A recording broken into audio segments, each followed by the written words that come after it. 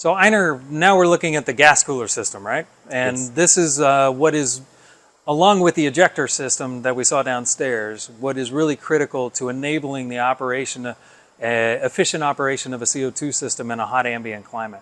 Can you speak to what we're doing here with the gas cooler and how it helps enable that? Yeah.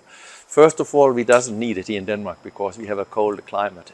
But we have installed it to showcase for our customers coming from all over the world what can be done, but also for us to learn how to control and improve the control. But with this adiabatic gas cooler, we can actually spray water on the side here, and we will only spray that amount of water needed that is evaporating. So there is not a lot of loss of water. That's one good thing. And the other is that by having this cooling efficiency, it's like when you're sweating, you know, getting water on the surface up here, then you're also having a cooling efficiency by that. And that's exactly what is happening here.